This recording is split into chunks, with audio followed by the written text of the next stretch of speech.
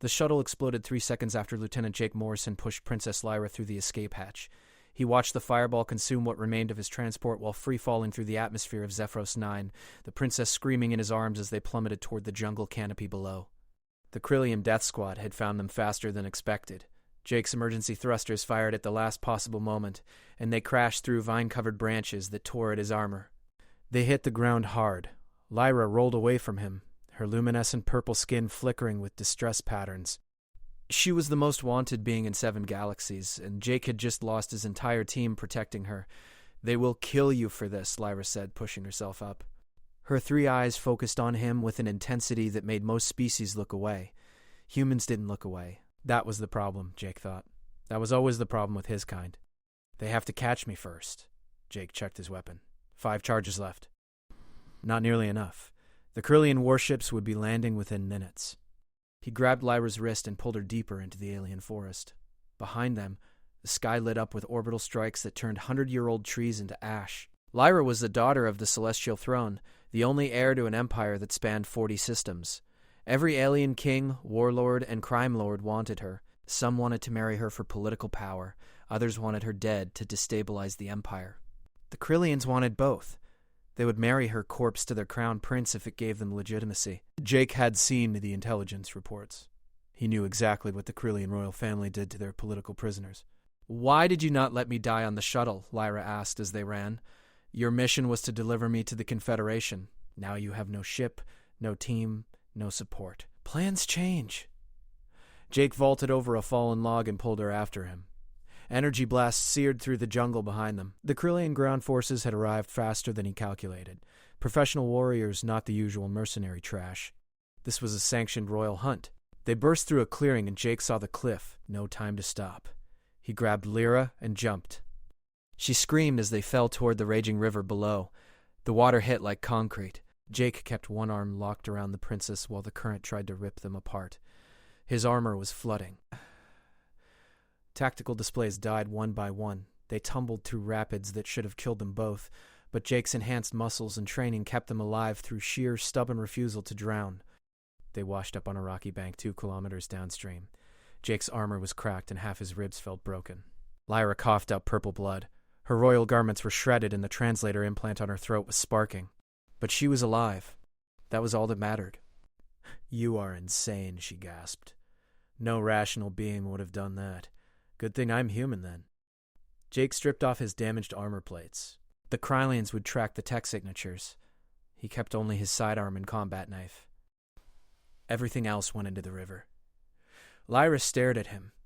Her species had been conquering worlds when humans were still painting caves, but she had never met anyone like Jake Morrison.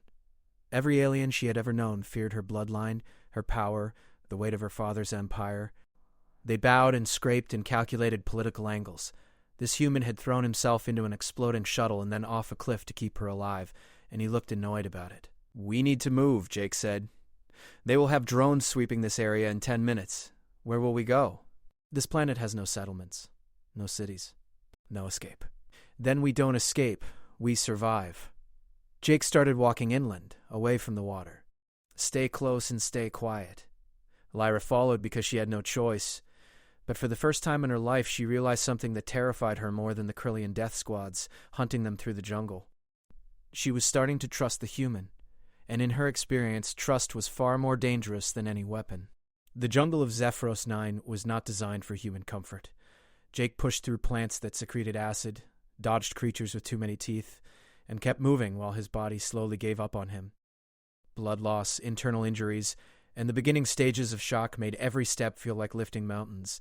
Lyra stumbled behind him, her royal conditioning completely unprepared for this kind of survival. She had trained in diplomacy, military strategy, and 73 forms of courtly dance.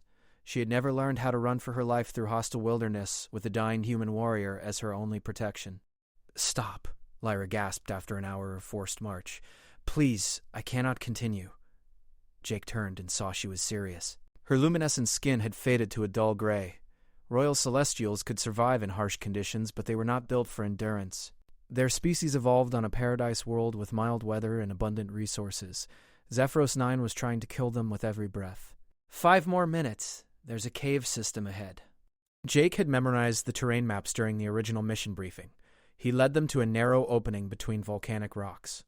Inside, the temperature dropped 20 degrees. The cave extended deep into the mountainside, and Jake swept it for threats before letting Lyra collapse against the stone wall. "You knew about this place," she said between gasping breaths. "I study the operational environment. Always." Jake was checking his gun again. Still 5 charges. He would make them count. Why? Lyra's 3 eyes focused on him in the dim light filtering through the cave entrance. Why do humans do this? Memorize terrain that might never matter. Train for scenarios that might never happen. My species plans carefully and acts decisively. Humans seem to prepare for everything while planning for nothing. Because in my experience, the thing that kills you is always the thing you didn't prepare for. Jake sat down across from her, keeping the cave entrance in his peripheral vision. My father taught me that. He was a Marine. Died on Proxima 7 when the peace talks went bad. The Proxima Massacre. Lyra remembered the incident. It had been one of the catalysts for humanity's rise in galactic politics. A species called the Vornak had pretended to negotiate peace while planting antimatter charges under the conference center. 200 human diplomats and military advisors died in the explosion. The Vornak thought it would intimidate Earth into backing down from territorial disputes. They had miscalculated spectacularly. Humanity declared total war and destroyed the Vornak civilization in 6 months. Every alien species I have studied has the same confusion about humans, Lyra said quietly. You are not the strongest species. Not the smartest. Not the fastest. Your lifespans are short and your technology was primitive until very recently. But you win battles you should lose and survive situations that should kill you. The Krillian intelligence briefings call humans the probability anomaly. That's not a real thing. For you it is. Lyra shifted position and winced. Something was wrong with her left leg. My father fears your species more than any other in the galaxy. Not because humans are particularly dangerous, but because you refuse to accept the reality of your limitations. The Vornak were a Class 7 military power with weapons that could sterilize planets. Humanity was a Class 3 regional power with barely functional fusion drives. The logical outcome of that war was human extinction. Yet somehow, 6 months later, the Vornak capital was radioactive ash and human warships were patrolling their former territory. We got lucky. No, you got determined. There is a difference. Lyra watched him check the cave entrance again. He never stopped scanning for threats, never relaxed. She had been guarded by the best warriors in the Celestial Empire, and none of them had this quality that Jake possessed. This absolute refusal to give up or give in. The Krillians will not stop hunting us. They have invested too much political capital in this operation. King Vorthan himself ordered my capture. He wants to marry me to his son and claim legitimacy through my bloodline. Not going to happen. How can you possibly prevent it? We are stranded on a hostile world with no communications, no support, and no viable escape plan. The Krillian fleet controls orbital space. Their ground forces outnumber us 1,000 to 1. By any logical analysis, we have already lost. Jake looked at her and smiled. It was not a happy expression. It was the smile of a man who had been in similar situations before and refused to learn his lesson. Princess, with all due respect, logical analysis can kiss my ass. I have been in worse spots than this. When? Epsilon Eridani. I was part of a 12-man reconnaissance team that got dropped behind enemy lines during the Tarlok Rebellion. The Tarlok had just conquered 3 human colonies and were slaughtering civilians to break resistance movements. Command wanted intelligence on the military installations, so they sent us in through an unstable wormhole that had a 30% survival rate. The wormhole collapsed behind us. No extraction plan. No reinforcements. Just 12 humans and whatever we could carry against an entire planetary occupation force. Lyra leaned forward despite her exhaustion. She had heard rumors about the Epsilon Eridani campaign, but never the ground-level details. How did you survive? We didn't plan to. We had 3 days of supplies and enough ammunition for maybe 2 firefights. Our orders were to gather intelligence and transmit it before we died. But my sergeant, Martinez, she looked at those orders and said something I will never forget. She said, if we are going to die anyway, we might as well take as many of these bastards with us as possible. So that is what we did. Jake's expression went distant, remembering. We hit their supply convoys. Sabotaged their communications. Assassinated their officers. Every day they expected us to be dead, but we kept moving and hitting them from different angles. The Tarlock started seeing humans everywhere. They became paranoid and pulled resources away from their occupation to hunt us.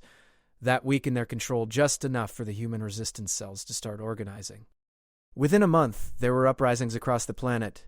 Within 2 months, the Confederation sent a relief fleet. We held out for 73 days, on 3 days of supplies.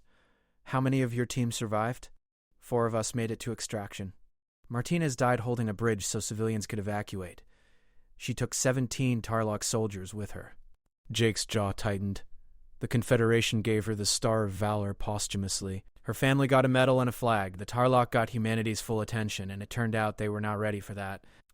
Lyra understood now why the intelligence briefings called humans probability anomalies. They had a collective cultural insanity that confused every other species in the galaxy.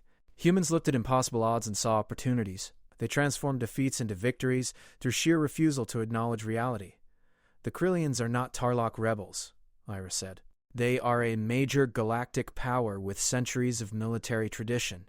King Vorthan has conquered 14 species and absorbed their territories into the Krillian Dominion. He has never lost a war. There is a first time for everything. Jake stood up and moved to the cave entrance. The jungle outside was growing dark. Zephyros 9 had a short day cycle, only 16 hours from dawn to dusk. They would need to use the darkness to move. We need a plan. We need a miracle. Same thing. Jake turned back to her. In the fading light, his human features looked harder than stone. Here is what we are going to do. The Krillians think they are hunting a princess and her bodyguard. They expect us to hide and try to survive until rescue comes. So we are going to do the opposite. We are going to hunt them. Lyra stared at him. That is genuinely insane. Probably. But they have communications, equipment, weapons, supplies, and most importantly, a landing shuttle. We take those things and we turn this from a survival scenario into an offensive operation. They want to capture you. We make them bleed for every attempt. We make this so expensive that Vorthan has to explain to his war council why he is losing assets to 2 targets on a backwater planet. It will not work. Maybe not, but I would rather die fighting than die hiding. Jake checked his gun one more time. 5 charges. He would need to be creative. Your father is the Emperor of the Celestial Throne. He commands the most powerful military fleet in this sector of the galaxy. I am betting he is already mobilizing a rescue mission. We just need to survive long enough for him to arrive. And the best way to survive is to make the Krillians so focused on us that they stop watching the sky. Lyra stood up, testing her injured leg. Pain shot through her, but she forced herself to stand straight. She was a princess of the Celestial Throne. She had been raised to rule star systems. Some part of her had always wondered if that royal conditioning was real or just ceremonial pretense. Now, standing in a cave on a hostile planet with a crazy human warrior as her only hope of survival, she discovered the answer. Tell me your plan, she said. Jake Morrison smiled for real this time. We start with their forward observation post. 3 Krillian soldiers, elevated position, scanning equipment. They are there to watch for us. Instead, we are going to kill them and take their equipment. How? You have 5 shots and I have no weapons at all. You have their complete attention. Every Krillian soldier on this planet is obsessed with capturing you. That is an exploitable weakness. Jake moved to the back of the cave where he had spotted something earlier. A rock formation with crystalline deposits that refracted light at strange angles. He pried loose a shard and tested its edge. Sharp enough to cut. I will teach you how humans fight when we are outnumbered and outgunned. We cheat, we improvise, and we absolutely refuse to die gracefully. Outside the cave, night fell over Zephyros 9. The jungle came alive with sounds that did not belong to Earth biology. Somewhere in the distance, Krillian dropships were landing, disgorging more soldiers to tighten the search grid. King Vorthan had committed serious resources to this hunt. He expected victory within 48 hours. He had not accounted for human stubbornness. Or a princess who was beginning to realize that maybe, just maybe, there was something to be learned from the species that kept defying probability. Lyra followed Jake into the darkness, and for the first time since the shuttle explosion, she felt something other than fear. She felt dangerous. The Krillian observation post was exactly where Jake predicted it would be. Military doctrine across species was surprisingly similar when it came to basic tactics. You wanted high ground with good visibility and clear lines of retreat. The 3 Krillian soldiers had set up their equipment on a rocky outcrop that overlooked the major approach routes through the jungle. They had scanning sensors, communications gear, and enough weapons to hold off a small army. What they did not have was any expectation that their targets would attack them. Jake and Lyra crawled through the undergrowth, moving with painful slowness. Every sound could alert the Krillians, and their audio sensors were good enough to detect a snapped twig from 200 meters away. Jake had smeared them both with mud and crushed plants that would confuse thermal imaging. The Krillians were looking for heat signatures that matched celestial and human baselines. What they were scanning for was significantly warmer than the camouflage shapes crawling through the jungle floor. It took them 2 hours to cover 300 meters. Lyra's entire body screamed with exhaustion. Her injured leg throbbed with every movement. But she followed Jake's silent hand signals and kept moving, because she understood something now. This human was not just protecting her. He was teaching her how to fight back against the forces that had controlled her entire life. Every king and warlord in the galaxy saw her as a political asset, a thing to be captured and used. Jake saw her as a person who could make her own choices about survival. They reached the base of the rocky outcrop just as the Krillian soldiers began their shift-change communication. Jake held up his hand for Lyra to stop, then pointed at her, and then at the ridgeline. She understood. She was the bait. She nodded, and Jake moved away into the shadows. Lyra stood up and walked directly toward the observation post, making no attempt to hide. The Krillian sensors lit up immediately. She heard their startled communications chatter. 3 soldiers raised their weapons and 1 activated his comlink to alert command. They saw a celestial princess, wounded and alone, walking into their position like a captured animal, returning to its cage. They did not see the human warrior who had circled around to their blind side. Jake moved while they were distracted. He had done this before on 6 different planets against 8 different species. The key was speed and violence. No hesitation. No mercy. The first Krillian died with Jake's improvised crystal blade through his throat before his brain registered the attack. The second Krillian turned, and Jake put 2 of his precious energy charges into the soldier's chest at point-blank range. The third managed to raise his weapon, and that was when Lyra did something that surprised both of them. She picked up a rock and threw it with all her strength. The rock hit the Krillian soldier in his primary eye cluster. He staggered, and that 1 second of distraction was all Jake needed. He closed the distance and killed the soldier with the crystal blade before the Krillian could recover. Silence fell over the observation post. Jake and Lyra stood among 3 dead Krillian soldiers and enough military equipment to change their entire tactical situation. Jake immediately grabbed the communications gear and smashed the emergency beacon before it could transmit their location. Then he started stripping the bodies of weapons and supplies. "I killed someone," Lyra said quietly. She was staring at the Krillian soldier she had distracted. Her 3 eyes were wide with shock. "You saved my life. These are the soldiers who are going to capture you and drag you back to Vorthan. They knew exactly what he planned to do to you, and they did not care. They signed up for this mission. You did what you needed to survive." Lyra took the weapon. It was heavier than she expected. "I was raised to believe that violence is the tool of lesser species. That the Celestial Empire maintains order through diplomatic superiority and strategic patience. Your empire maintains order because your military fleet can destroy entire planets." Jake was checking the observation post's scanning equipment. Good news, the Krillian command structure had not yet noticed this position going dark. Bad news, there were 7 more observation posts forming a search grid across this entire region. Every civilization in the galaxy is built on violence. The only difference is how honest they are about it. He pulled up the tactical display and showed Lyra the search pattern. The Krillians were being methodical, clearing sections of Jungle 1 grid square at a time. Within 18 hours, they would reach the cave where Jake and Lyra had sheltered. Within 36 hours, they would have covered enough terrain that escape would become mathematically impossible. "We cannot fight them all," Lyra said. "We don't need to fight them all. We just need to break their operational tempo." Jake was looking at the tactical map with the expression of a man seeing possibilities instead of problems. "Look at their pattern. They're moving in from the perimeter, expecting us to be hiding somewhere in the middle. What if we go in the opposite direction? Toward their base camp?" "Exactly. They have a forward operating base here, at the original landing zone. That is where their command staff is located, along with their primary communications array and their landing shuttles. If we can sabotage that facility, we throw their entire operation into chaos." Lyra studied the map. The Krillian base camp was 20 kilometers away through hostile jungle. They would need to move fast, stay ahead of the search grid, and somehow infiltrate a military installation guarded by battle-hardened Krillian warriors. This plan has a very low probability of success. All the best plans do. Jake started loading up with captured Krillian equipment. Weapons, supplies, tactical gear, and most importantly, enemy identification transponders that would confuse automated security systems. We move in 3 minutes. Grab what you can carry and stay close. From this point forward, we are in enemy territory, and every step could be our last. That is not reassuring. It is not supposed to be reassuring. It is supposed to be true. Jake looked at her and his expression was completely serious. I need to know right now if you can do this. Not if you think you can. Not if you hope you can. I need absolute certainty. Can you march 20 kilometers through hostile territory, infiltrate an enemy base, and fight your way out if things go wrong? Lyra had never been asked that question before. Her entire life, people had told her what she could and could not do.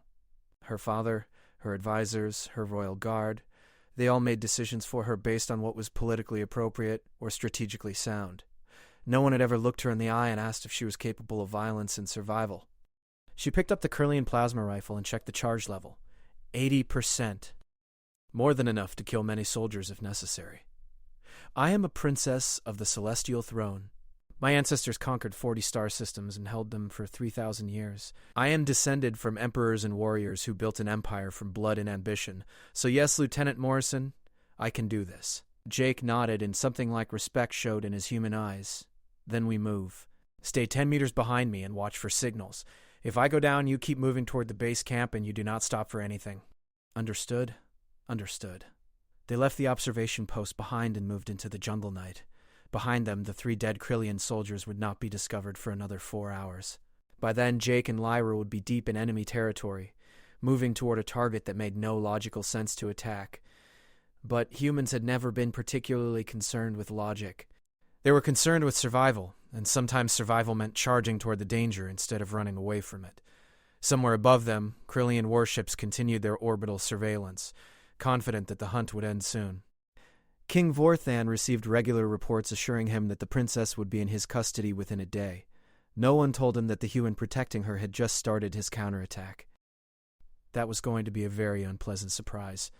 The jungle of Zephyros 9 grew denser as Jake and Lyra moved deeper into Krillian-controlled territory. The night provided cover but also amplified danger. Creatures that hunted by sound moved through the canopy above them. Plants released spores that could cause hallucinations if inhaled. The ground itself seemed hostile, breaking apart under their feet and threatening to send them tumbling down hidden ravines.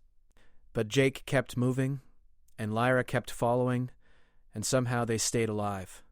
4 hours into their march, they encountered their first Krillian patrol. 6 soldiers moving in a standard search formation, using thermal scanners and motion detectors to sweep their assigned sector. Jake signaled for Lyra to freeze, and they both went absolutely still, buried in the undergrowth, while the patrol passed within 3 meters of their position. Lyra held her breath. Her 3 hearts were pounding so hard she was certain the Krillians could hear them, but the enemy soldiers continued past without detecting the 2 targets they were so desperately searching for. When they were far enough away, Jake motioned for Lyra to follow, and they continued their impossible march toward the base camp. "How did they not see us?" Lyra whispered once they were clear. "Their scanners are designed to detect thermal signatures through vegetation. We are covered in mud and plant matter that is approximately body temperature. Their scanners are calibrated to look for clean thermal signatures, not background noise that matches the environment. I learned that trick on Kepler-22, fighting the Hask insurgency. You have fought so many wars." Lyra was beginning to understand the depth of Jake's experience. He was not just a soldier. He was a survivor who had accumulated knowledge from dozens of combat situations across multiple star systems. "How old are you?" 32 standard years. That is impossibly young to have seen this much combat. Humanity has been at war almost constantly since we left Earth. First we fought each other over colonial rights. Then we fought alien species over territory and resources. Then we fought criminal cartels and pirates who preyed on human settlements. And in between all that, we hired ourselves out as mercenaries, because combat is the one economic advantage we have in galactic society. Humans are crazy enough to take contracts no one else will touch. They stopped in a small clearing, and Jake checked their position against the tactical map he had taken from the observation post. They were making good time, but not good enough. The Krillian search grid was contracting faster than projected. Within 6 hours, patrols would converge on their current trajectory, and the window for reaching the base camp would close. "We need to move faster," Jake said. "That means taking risks." "What kind of risks?" Jake pointed to a ridgeline that cut across their path. We could follow the jungle floor and add 3 hours to our travel time, or we could take the high ground and cut directly across that ridge. Problem is, the high ground will expose us to aerial surveillance. The Krillians have drones patrolling constantly. I know, but they are focused on scanning the jungle below, not the ridgelines. Military doctrine says targets will seek cover in dense vegetation. If we move along the exposed ridge, we might slip through their attention because we are violating their operational assumptions. Lyra looked at the ridgeline. It was a narrow spine of volcanic rock, with steep drops on both sides. Moving along it in darkness with injured bodies and limited supplies was exactly the kind of decision that should get them killed. This is another probability anomaly strategy. Do something so illogical that the enemy does not anticipate it. Exactly. They took the ridge. It was every bit as dangerous as Lyra feared. The rock was sharp and unstable. Wind howled across the exposed position, threatening to push them off the edge into the darkness below. Lyra's injured leg nearly gave out twice, and only Jake's quick reflexes kept her from falling.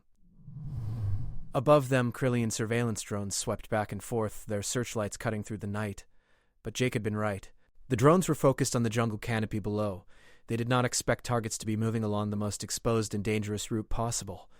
Jake and Lyra crossed 3 kilometers of ridgeline in 40 minutes, moving when the drones were looking elsewhere and freezing when scanners swept near their position.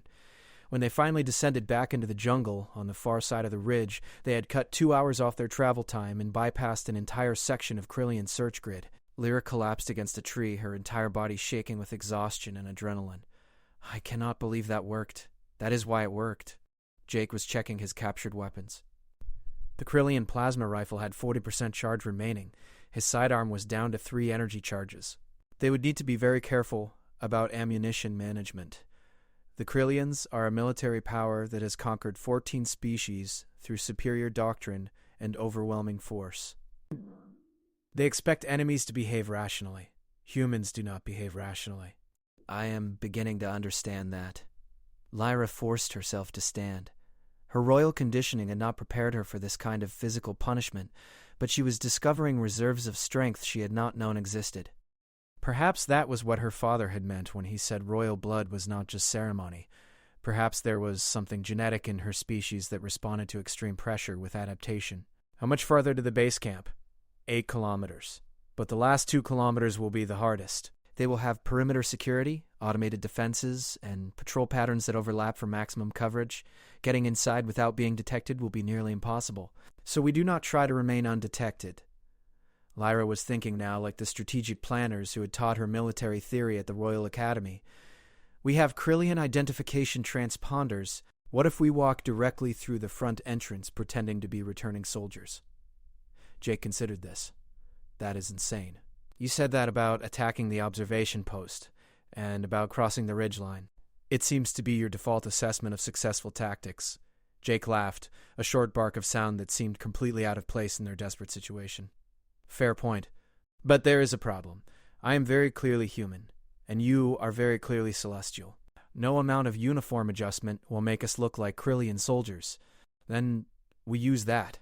Lyra was building a plan in her mind, something that combined royal strategic training with the aggressive human tactics Jake had demonstrated.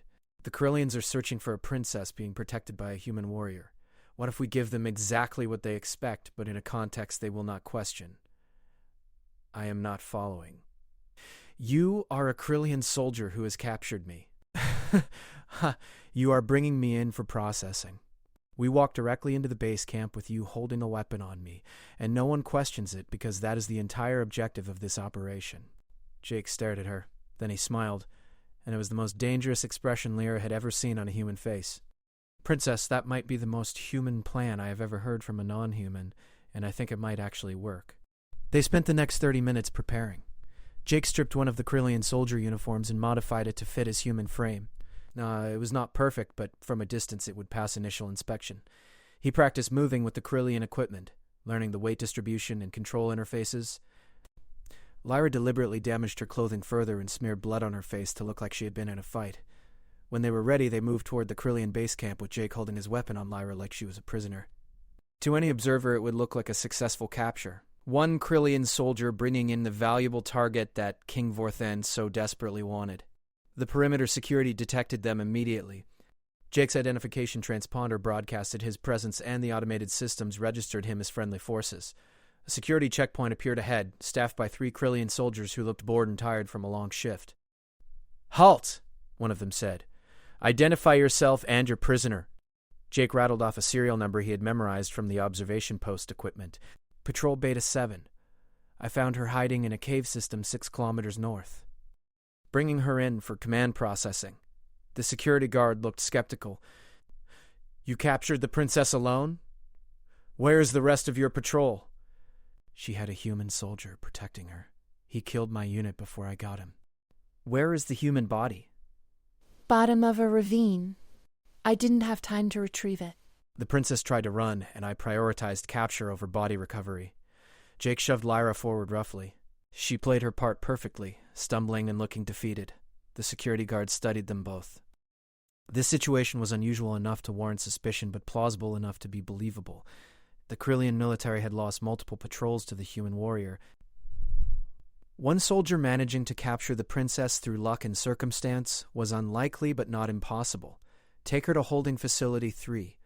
Command will want to verify her identity before processing her for transport. Understood. Jake pushed Lyra forward, and they walked through the security checkpoint into the heart of the Krillian base camp. Inside, the facility was larger and more sophisticated than Jake had expected. Krillian military architecture favored function over form, with modular buildings that could be deployed quickly and reconfigured as needed. There were barracks for soldiers, command structures for officers, supply depots, vehicle parking, and in the center of everything, a communications array with enough power to reach the Krillian fleet in orbit. That communications array was their primary target. If they could sabotage it, the ground forces would lose coordination with orbital support.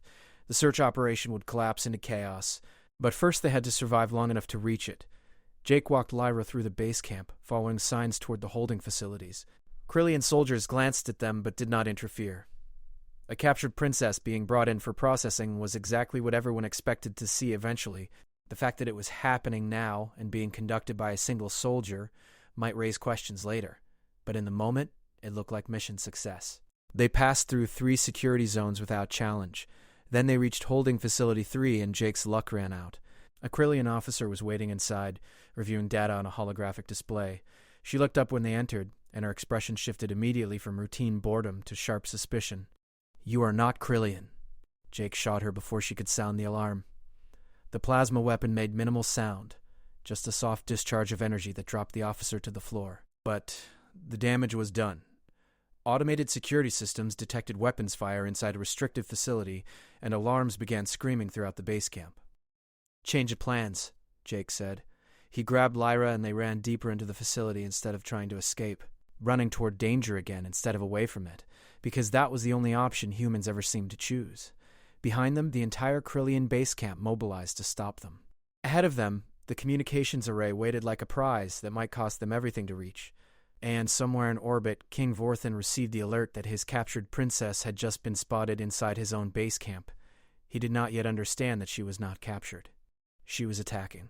That realization would come later, when the body count started rising, and his carefully planned operation fell apart. The alarm shrieked through the Krillian base camp like a wounded animal. Jake and Lyra ran through corridors that were suddenly filling with armed soldiers responding to the security breach. Jake fired his plasma rifle at anything that moved, not wasting time with precision shots. Volume of fire was more important than accuracy when you were trapped inside an enemy stronghold with no exit strategy. They burst through a door and found themselves in a vehicle depot. Krillian military transports lined up in neat rows, each one armored and equipped with weapon systems that could level buildings. Jake's tactical mind immediately calculated possibilities. Stealing a transport would give them mobility and firepower, but it would also make them a massive target. There, Lyra pointed to a smaller vehicle near the back of the depot. A reconnaissance speeder designed for rapid deployment and quick extraction. It was lightly armored but fast, and speed was what they needed right now. Jake ran to the speeder and activated it using one of the captured access codes. The vehicle hummed to life with a sound that was almost pleasant compared to the chaos erupting around them. Krillian soldiers were pouring into the depot from multiple entrances. Jake shoved Lyra into the passenger seat and gunned the engine. The speeder launched forward and Jake steered it directly at the main depot doors. They were reinforced military-grade barriers designed to withstand assault. Jake hit them at full speed and the impact nearly tore the speeder apart. But the doors buckled and broke, and suddenly they were outside, racing through the base camp with every Krillian soldier in the facility shooting at them. Energy blasts scorched the air around them. One hit the speeder's rear engine, and alarms started screaming about structural damage. Jake ignored the warnings and kept accelerating, weaving between buildings while Lyra hung on and tried not to think about the dozen different ways they were about to die. "Where are we going?" she shouted over the sound of weapons fire. "The communications array." Jake pointed to the massive structure rising from the center of the base camp. It was a tower of crystalline technology that processed data from satellites, orbital stations, and ground units across the entire planetary operation. Destroying it would blind the Corellian forces and give Lyra's father's rescue fleet a chance to arrive without being detected until the last moment. But the communications array was the most heavily defended position in the entire base camp. Automated defense turrets surrounded it, along with a platoon of elite Corellian guards who were even now moving to intercept the stolen speeder racing toward their position. Jake saw the defense turrets targeting them and made a decision that defied all military logic. Instead of dodging or retreating, he accelerated directly toward the communications array at maximum speed. "You are going to crash into it!" Lyra screamed. "That is the plan!" Jake armed every weapon system on the speeder and set the power core to overload. They had 30 seconds before the vehicle exploded with enough force to damage the communications array's foundation. 20 seconds. The defense turrets were firing now, shredding the speeder's armor. 10 seconds. Jake grabbed Lyra and kicked open the passenger door. 5 seconds. They jumped. The ground hit hard enough to break bones. Jake rolled with Lyra in his arms, trying to absorb the impact, but they were moving too fast and the landing was too rough. Something in Jake's shoulder snapped. Lyra's injured leg gave out completely. They tumbled across the ground and slammed into a storage container just as the speeder hit the communications array tower. The explosion was beautiful and terrible. The speeder's power core detonated with a flash of energy that lit up the night like a second sun. The communications array absorbed the impact, and for a moment it looked like the structure would hold. Then cracks appeared in the crystalline tower, spreading like lightning through glass. Secondary explosions rippled up the tower as power conduits overloaded.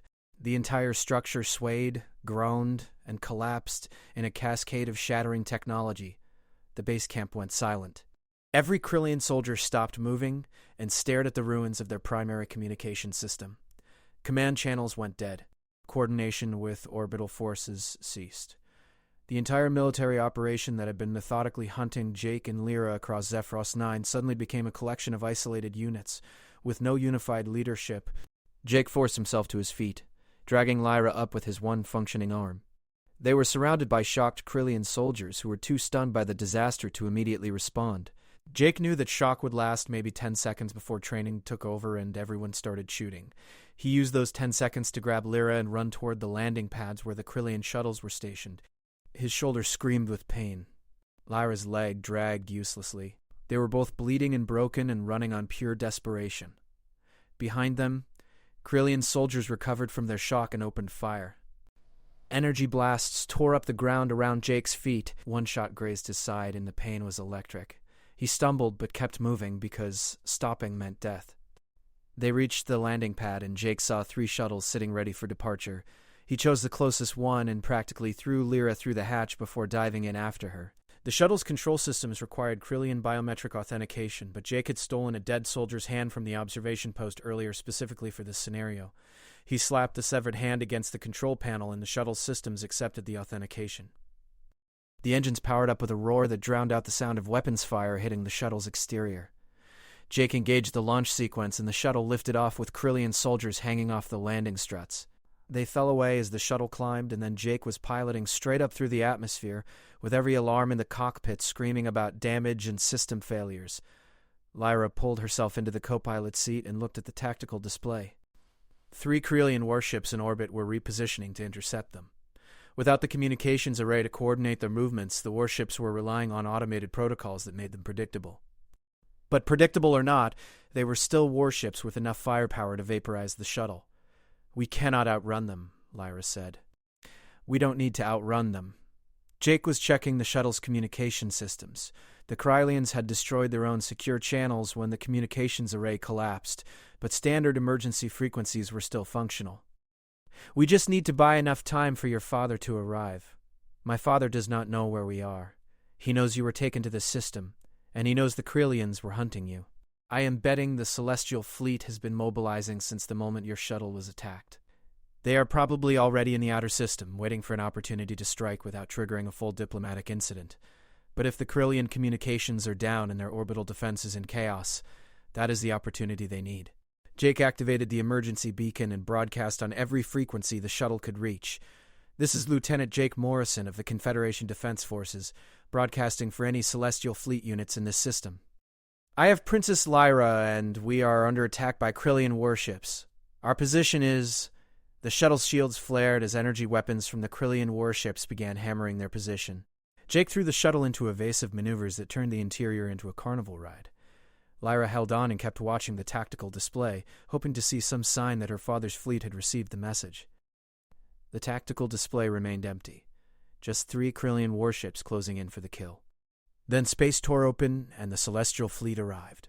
60 warships emerged from faster-than-light travel with perfect precision. The flagship was a massive dreadnought called the Eternal Throne, and it immediately opened fire on the Krillian vessels, with weapons that made the sun look dim by comparison.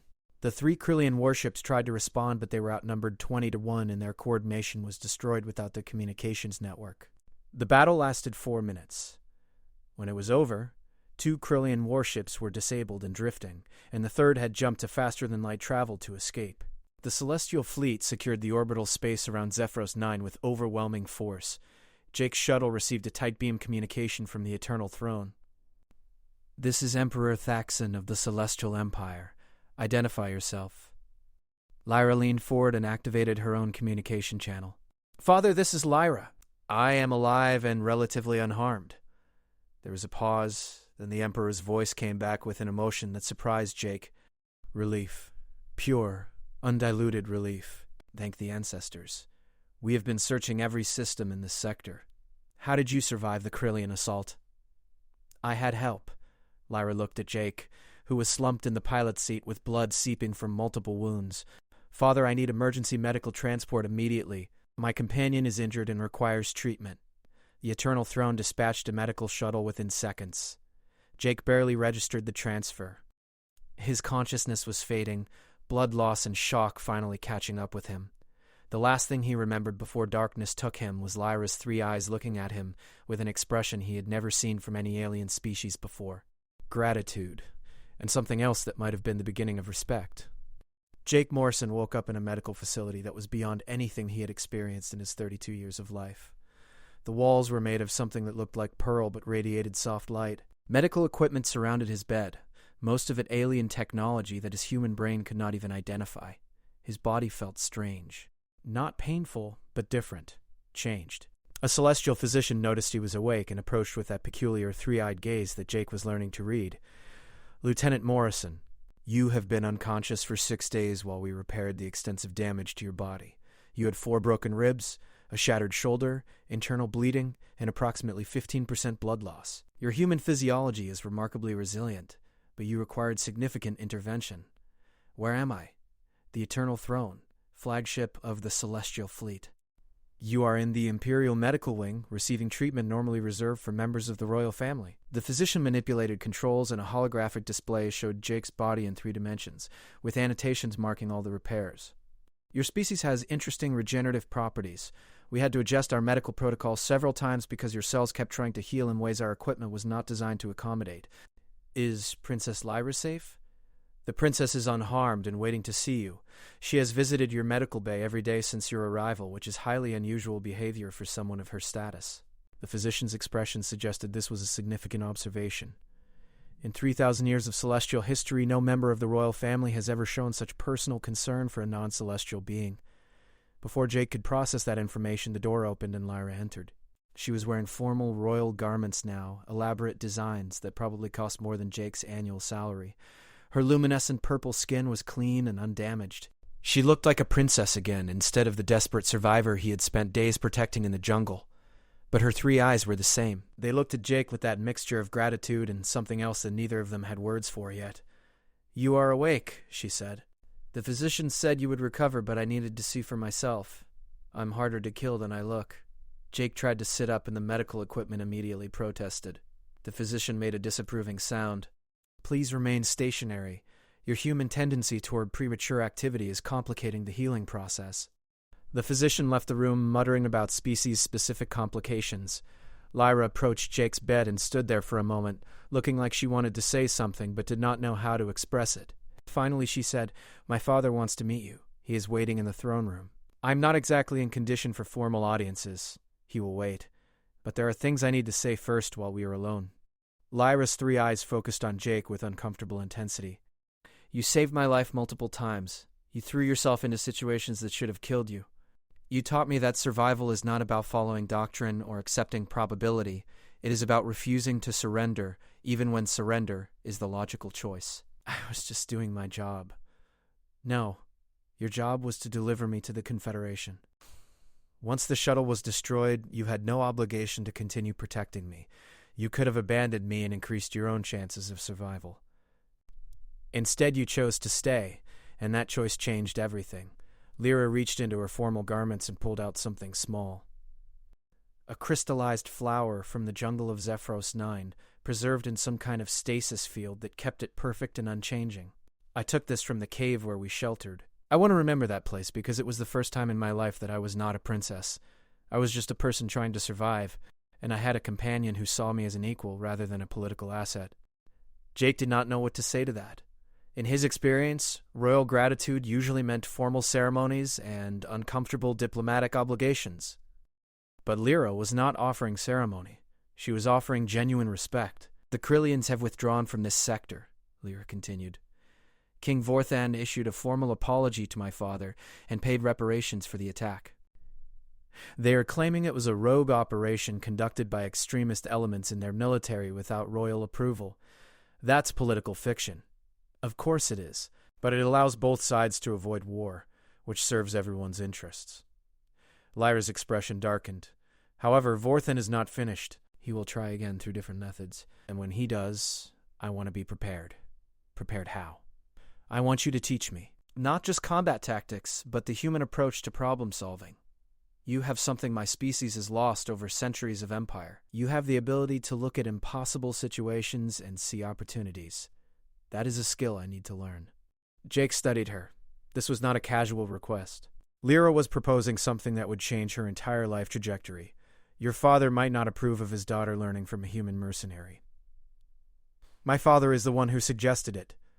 Lyra smiled, and it was a surprisingly human expression. He said that anyone who can survive 6 days on a hostile planet with his daughter and still bring her home safely is someone worth learning from. The Emperor of the Celestial Throne wants to hire you as my personal military advisor. I already have a job with the Confederation. My father has negotiated with your government. They are willing to transfer your contract to the Celestial Empire in exchange for trade concessions and technology sharing. Apparently, humanity has been trying to establish closer ties with my father's empire for decades, and this is the perfect opportunity. His entire life was about to change because he had refused to abandon a princess in danger. The probability of this outcome had been so low that no logical analysis would have predicted it. But then again, logical analysis had never been humanity's strength. What exactly would this advisor position involve? You would live on the Imperial homeworld. You would teach me combat strategy, survival skills, and human tactical thinking. You would also serve as a liaison between the celestial military and human forces. It is an unprecedented position that does not fit into any existing category of our imperial structure. Sounds like a made-up job to justify keeping me around. It is absolutely a made-up job to justify keeping you around. Lyra's three eyes showed amusement. But it is also necessary. What happened on Zephyros 9 cannot happen again. I was unprepared for real violence, and that unpreparedness almost got me killed. The galaxy is becoming more dangerous, and I cannot rely on ceremonial guards and political protocol to protect me. I need practical skills. Human skills. Jake thought about this opportunity. He could return to his old life, taking dangerous contracts in war zones across the galaxy, surviving through luck and stubbornness until his luck ran out. Or he could accept this bizarre position and spend his time teaching a princess how to be as crazy as humans when necessary. There's one condition, Jake said. Name it. If I'm teaching you how humans survive, you teach me how Celestials think strategically. I've spent my whole career reacting to situations. I want to learn how to plan 3 moves ahead instead of just responding to immediate threats. Lyra extended her hand in the human gesture of agreement that Jake had taught her in the jungle. Deal. They shook hands, and in that moment both of them understood they were building something new. Not a traditional alliance between species, not a political arrangement based on mutual benefit. Something more personal and more dangerous. a friendship between two beings who came from completely different worlds but had discovered they could learn from each other's strengths. The door opened again and Emperor Thaxon entered, followed by a small group of advisors who looked scandalized that their emperor was personally visiting the human soldier's medical bay. Thaxon was massive even for a celestial, with deep purple skin marked with bioluminescent patterns that indicated his royal lineage. His three eyes studied Jake with an expression that was calculating but not hostile. "Lieutenant Morrison, my daughter tells me you destroyed a Krillian communications array, stole a military shuttle, and broadcast an emergency beacon that allowed my fleet to locate her. I am grateful beyond measure." "I was just trying to keep her alive, Your Majesty. You succeeded where my best royal guards failed. That is worth more than gratitude." Thaxon moved closer to Jake's bed, and his presence filled the room with authority that had been refined over thousands of years of imperial rule. "I have reviewed the tactical data from Zephyros 9. You turned a survival scenario into an offensive operation with minimal resources and no support. That is either madness or genius. Humans specialize in the overlap between those two categories." Thaxon laughed, a deep sound that seemed to surprise his advisors. "I am beginning to understand why your species causes so much trouble in galactic politics.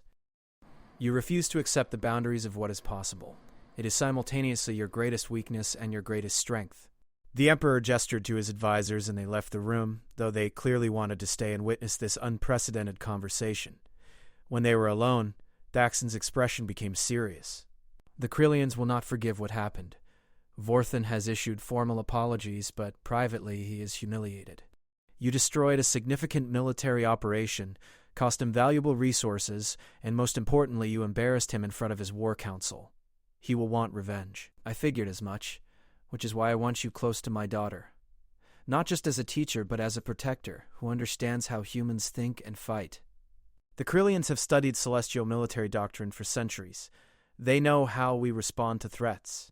But they do not understand human tactical thinking because humans are too new to galactic politics. You are an unpredictable variable, and in this situation, unpredictability is valuable. Saxon produced a small crystal that glowed with internal light.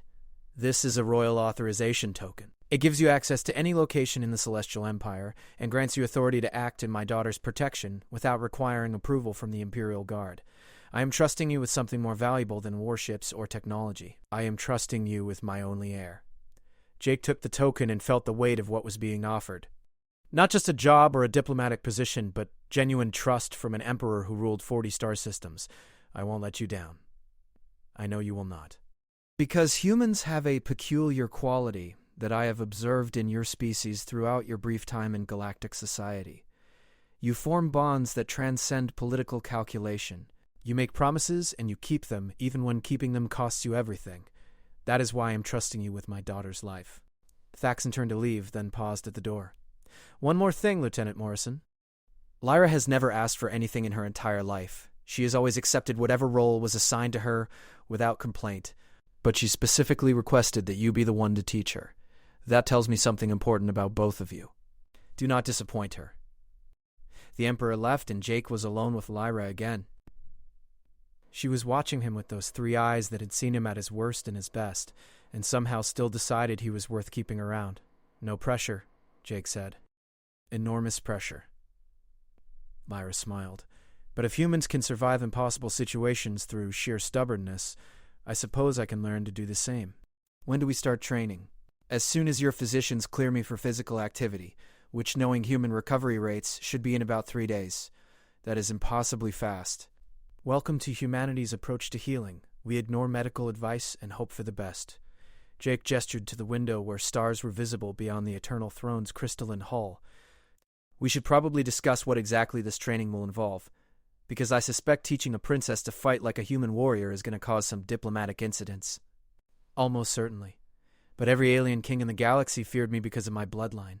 Maybe it is time they feared me because of what I can do personally." Lyra moved to the window and looked out at the stars. "You know what I realized during those days on Zephyros 9? I spent my entire life being protected by others, being told what I could and could not do based on what was safe or politically appropriate. And then you showed up and treated me like someone who could make their own choices about survival.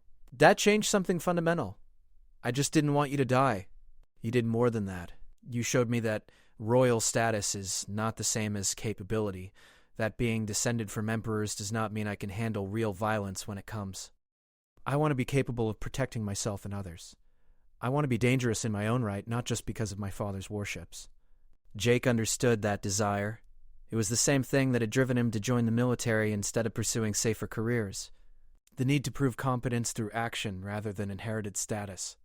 Then we will make you dangerous. But I should warn you, human combat training is not pleasant. It involves getting hurt repeatedly until you learn how to avoid getting hurt. I spent 6 days running through hostile jungle with injuries that should have killed me. I think I can handle training exercises. They stood together looking at the stars, a human warrior and a celestial princess planning something that had never existed before. A training program that would combine human tactical aggression with celestial strategic thinking. Every diplomatic advisor in both governments would probably object. Every military traditionalist would call it unnecessary. But neither Jake nor Lyra particularly cared about traditional opinions anymore. They had survived Zephyros 9 by ignoring every conventional rule about probability and survival. They had learned that sometimes the most effective strategy was the one that made no logical sense. Somewhere in the Carillion Dominion, King Vorthan was planning his revenge. He would hire new assassins, develop new strategies, and eventually make another attempt on Princess Lyra's life. When that happened, he would expect to face the usual celestial defenses. Ceremonial guards, diplomatic protocols, and military doctrine refined over thousands of years.